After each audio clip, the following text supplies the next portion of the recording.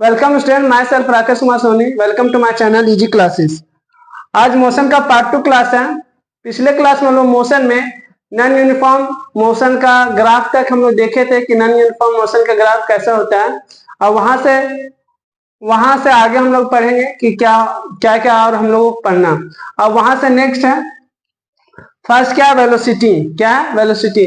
जैसा कि आपको पहले से ही पता होगा कि वेलोसिटी जो है एक वेक्टर क्वांटिटी है। क्या है? वेक्टर क्वांटिटी, यानी कि इसका मैग्नीट्यूड भी होता है, इस मैग्नीट्यूड पे भी डिपेंड करता है, डायरेक्शन पे भी डिपेंड करता है। इसका डिफिनेशन क्या होगा? It is defined as the distance travel is per unit time in a given direction. ये जो लाइन है और ये जो टर्म्स है ये ऐड हो गया अगर स्पीड और वेलोसिटी का जो डायमेंशन होता है, या फिर स्पीड और वेलोसिटी का जो एसआई यूनिट होता है वो होता है मीटर पर सेकेंड। दोनों का सेम होता है एसआई यूनिट, बट डिफिनेशन और दोनों का मतलब दोनों अलग अलग चीजें, दोनों सेम चीज नहीं है। डायमेंशन और ये एसआई यूनिट सेम होने के बावजूद ये दोनों क्या है, अलग अलग है। ठीक है, यहाँ पे बताया जा रहा है कि जो वेलोसिटी होता है हम लोग उसको भी जनरली v से रिप्रेजेंट करते हैं, v से, स्मॉल v से रिप्रेजेंट करते हैं। लिखा है distance travel bye a body, यानी कि डिस्टेंस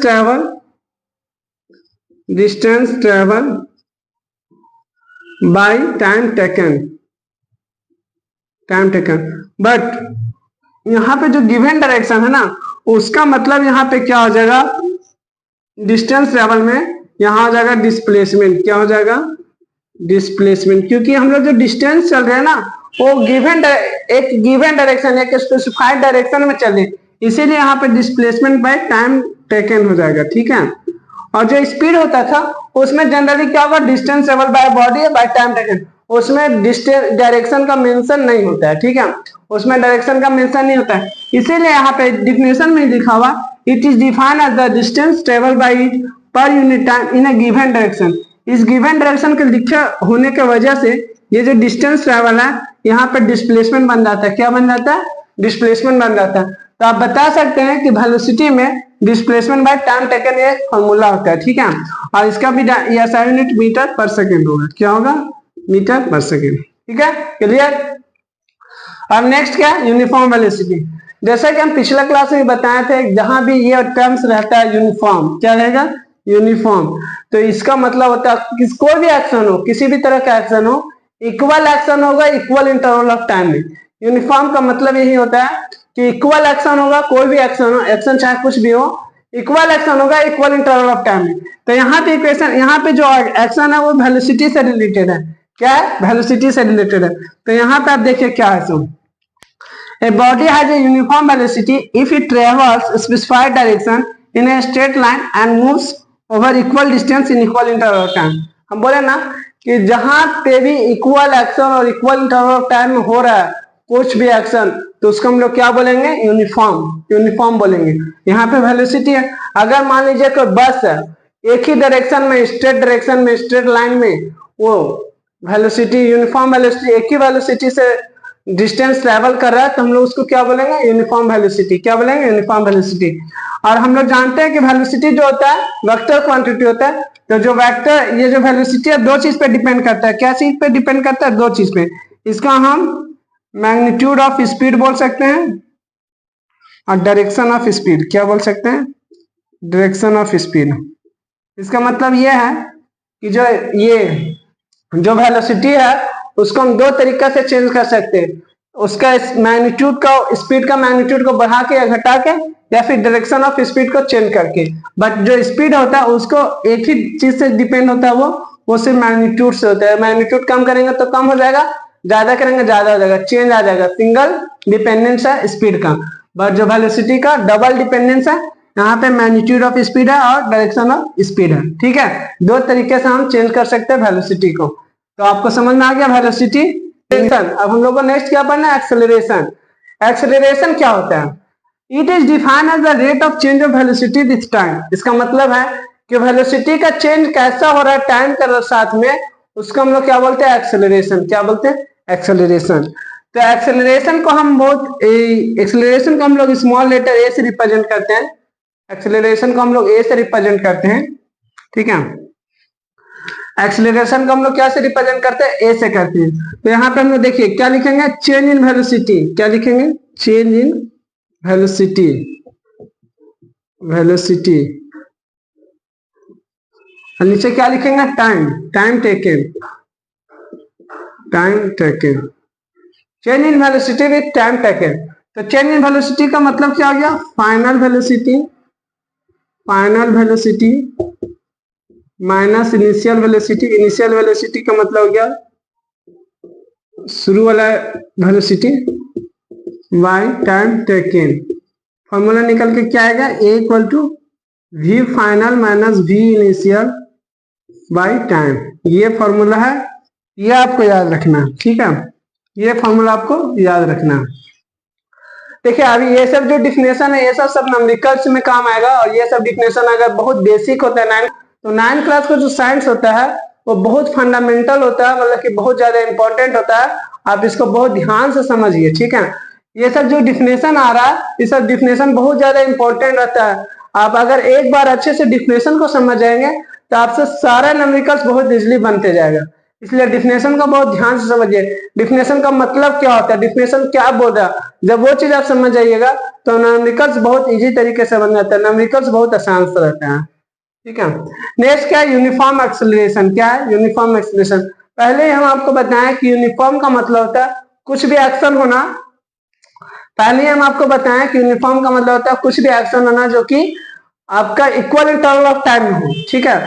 तो अगर देखिए मान लीजिए कोई बॉडी है या फिर कोई गाड़ी है, मान लीजिए कि कोई बॉडी है और कोई गाड़ी है, वो इक्वल इंटरवल ऑफ टाइम में इक्वल अमाउंट ऑफ स्पीड को इंक्रीज कर रहा है, या फिर हम बोलेंगे कि वो यूनिफॉर्म वेलोसिटी से बढ़ रहा है। मतलब कि फर्स्ट 10 सेकंड में मान लीजिए कि वो 5 मीटर पर सेकंड बढ़ा, फिर नेक्स्ट 10 सेकंड में 5 मीटर पर सेकंड बढ़ा। इस तरह यूनिफॉर्म तरीके से अगर उसका स्पीड इंक्रीज हो रहा है तो हम लोग क्या बोलेंगे उसको, यूनिफॉर्म एक्सीलरेशन। क्या बोलेंगे, यूनिफॉर्म एक्सीलरेशन। वो ये आपका डिफिनेशन है, a body has a uniform acceleration if it travels in a straight line and its velocity increases by equal amount in equal interval of time। ये हो गया यूनिफॉर्म एक्सीलरेशन।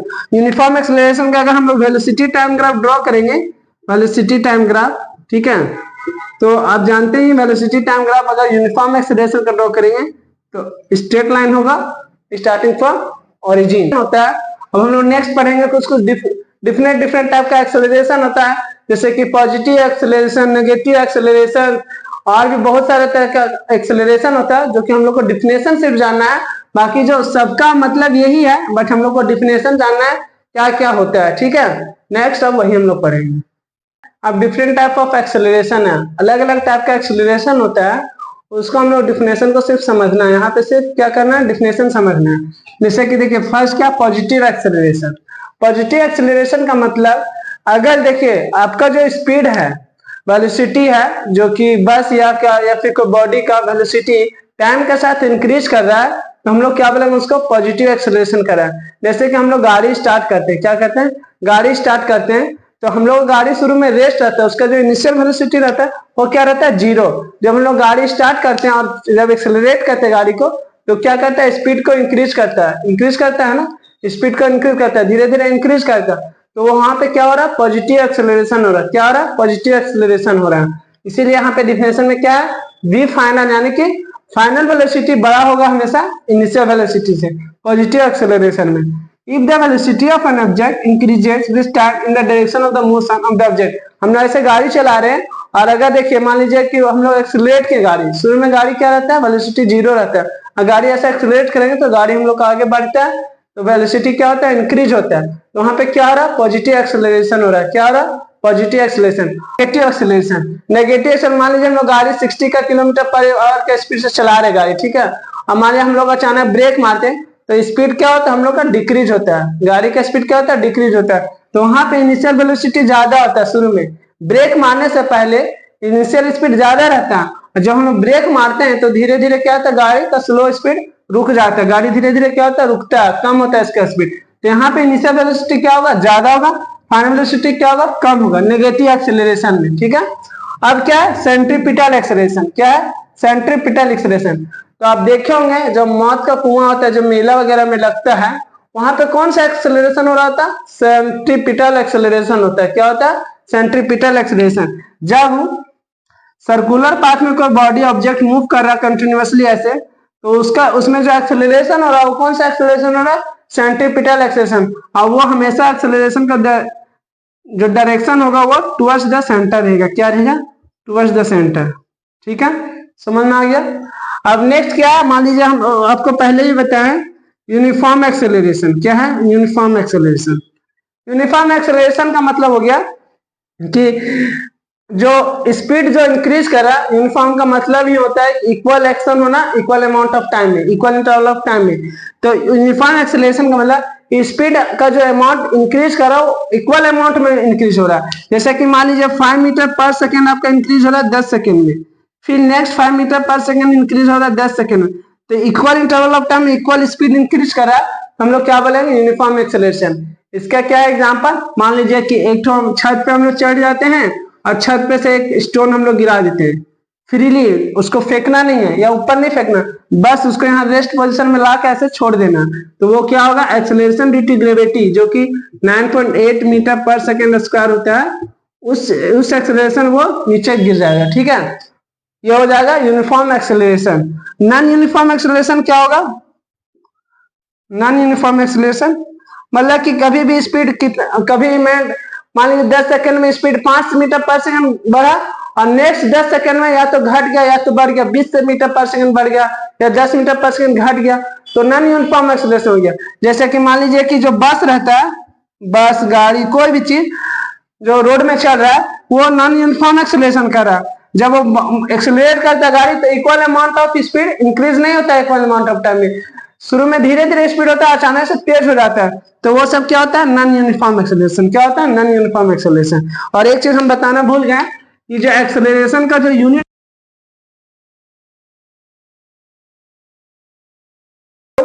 अब हम लोग कुछ एक्सेलरेशन का कुछ न्यूमेरिकल सॉल्व करेंगे, basic numericals, easy numericals, conceptual numericals, जो हम लोग को डिफिनेशन पढ़े उसके हेल्प से। ठीक है, देखिए फर्स्ट क्वेश्चन क्या है, a driver applies the brake and slow down the velocity of the bus from 80 km to 60 km per hour in 5 seconds. Calculate the acceleration of the bus. ठीक है, तो हम लोग अभी डेफिनेशन क्या पढ़े एक्सेलरेशन का, एक्सेलरेशन का डेफिनेशन पढ़े change in velocity, change in velocity by time taken, या फिर बोल सकते हैं इसको v final minus v initial by time taken. Okay, ये हम लोग डिफिनेशन पढ़े अभी। तो अब हम लोग इस डिफिनेशन को अप्लाई करके यहाँ पे न्यूमेरिकल्स को सॉल्व करना है। आप देखिए जब भी फिजिक्स का एक मेथड रहता है, फिजिक्स का एक रूल है कि जब कभी भी आप फिजिक्स का न्यूमेरिकल सॉल्व करेंगे तो सॉल्व करने से पहले या फॉर्मूला में वैल्यू को पुट करने से पहले आप देख लीजिए कि सभी वैल्यू आपका एक यूनिट में है या नहीं है। यहाँ पे आप देख सकते हैं ये जो 5 सेकेंड लिखा हुआ ये सब दोनों क्या है, किलोमीटर पर आवर में, तो सेम यूनिट में नहीं है, तो हम लोग क्या करेंगे, सेम यूनिट में लाएंगे। इसको हम लोग क्या क्या लाएंगे, मीटर पर सेकेंड में। तो देखिए यहाँ पे क्या 80 किलोमीटर पर आवर, तो कंफ्यूजन स्टूडेंट को हमेशा रहता है तो उसको 5/18 से मल्टीप्लाई करना है या 18/5 से, उस कंफ्यूजन को उसको याद करने का जरूरत नहीं है, उसको आप याद करने का जरूरत नहीं है, आप बेसिक के थ्रू जाइए, जो आपका कॉन्सेप्ट है उसके थ्रू जाइए। जैसे कि मान लीजिए 80 किलोमीटर पर आवर है, ठीक है, तो यहाँ पे हम लोग को किस में कन्वर्ट करना है, मीटर पर सेकेंड में। किस में कन्वर्ट करना है, मीटर पर सेकेंड में। तो आप बेसिक जानते हैं, बेसिक आप जानते हैं कि 80 किलोमीटर, अरे यार रुको रुको आओ ना, तो देखिए आप इधर उसको ऊपर करो ना, हाँ इसको खोलो। तो देखिए बहुत सारे स्टूडेंट्स को कंफ्यूजन रहता है कि हम लोग को 5/18 से मल्टीप्लाई करना है या 18/5 से मल्टीप्लाई करना है, बहुत सारा कंफ्यूजन होता है। तो उस कंफ्यूजन को दूर करने के लिए आपको जो कॉन्सेप्ट है, जो बेसिक है, उसके थ्रू आप जाइए। जैसे कि देखिए यहाँ पे 80 किलोमीटर पर आवर है, तो इसको हम लोग क्या करना है, मीटर पर सेकेंड में कन्वर्ट करना है। तो किलोमीटर को हम लोग क्या करेंगे, 1000, जब किलोमीटर को मीटर में कन्वर्ट करते हैं तो हम लोग क्या करते हैं, 1000 से मल्टीप्लाई करते हैं। और आवर को यार तो हमको नहीं पढ़ाने देगा ना, हंसी आ लगा अभी नहीं गए, तुम 2 मिनट उधर ही रहो, तो 3 मिनट, तुम तो हंसा देगा हमको यहाँ। ओ गॉड,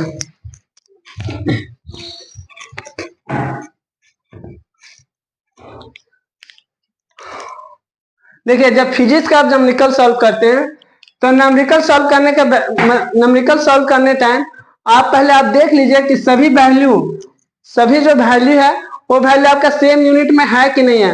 न्यूमेरिकल सॉल्व करने से पहले हम लोग को सभी का वैल्यू को क्या करना होगा, सेम यूनिट में लाना होगा। तो जैसे देख सकते हैं आप यहाँ पे 80 किलोमीटर पर आवर है और यहाँ 60 किलोमीटर पर आवर है और ये क्या दिया 5 सेकेंड। तो हमको इसको मीटर पर सेकंड में कन्वर्ट करना होगा। क्या करना होगा, मीटर पर सेकंड में कन्वर्ट करना होगा। तो यहाँ पे आप देख सकते हैं कि जो 80 किलोमीटर पर आवर है इसको हम लोग को क्या करना है, मीटर पर सेकंड में कन्वर्ट करना है। तो आप समझिए कि मीटर पर सेकंड में कन्वर्ट करने के लिए स्टूडेंट को हमेशा कंफ्यूजन ये रहता है कि उसको 5/18 से मल्टीप्लाई करना है या 18/5 से। अक्सर एग्जाम में ये स्टूडेंट का गलती हो जाता है और पूरा न्यूमेरिकल्स क्या हो जाता है, गलत हो जाता है। तो आप इसको याद मत करिए, ठीक है, इसको याद करने का जरूरत नहीं है। आपको सिंपल बेसिक के थ्रू जाइए, आप बेसिक वहीं पे आप अप्लाई कीजिए बेसिक को। जैसे कि देखिए 80 किलोमीटर है और पर आवर है, तो किलोमीटर को किस में कन्वर्ट करना है, मीटर में। तो हम लोग क्या करेंगे, यहाँ पे 1000 इंटू कर देंगे। आवर को किस में कन्वर्ट करना है, सेकेंड में। तो यहाँ पे हम लोग क्या करेंगे 3600 को इंटू कर देंगे, ठीक है। तो देखिए ये 00 कैंसिल हो गया, ये 5/18 आ जाएगा।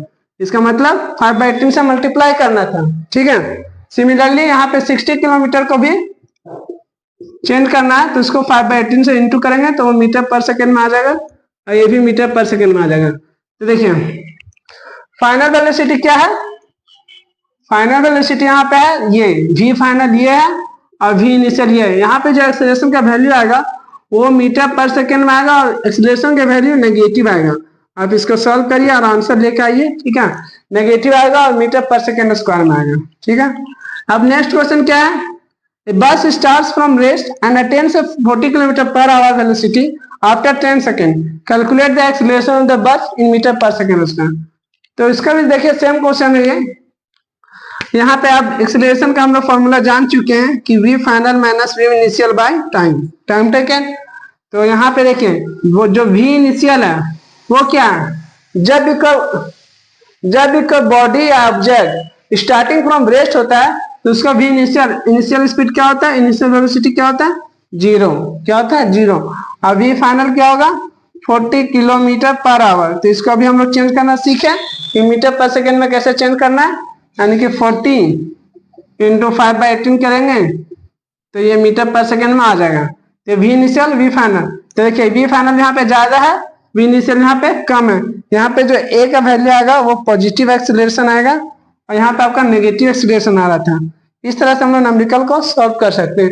अब नेक्स्ट क्लास में आपको बताया जाएगा ग्राफिकल रिप्रेजेंटेशन ऑफ मोशन, मतलब कि उसको हम लोग मोशंस को ग्राफ के थ्रू कैसे समझते हैं, ग्राफ से थ्रू किस टाइप का न्यूमेरिकल्स आता है और उसको हम लोग कैसे सॉल्व करते हैं, आपको नेक्स्ट क्लास में बताया जाएगा।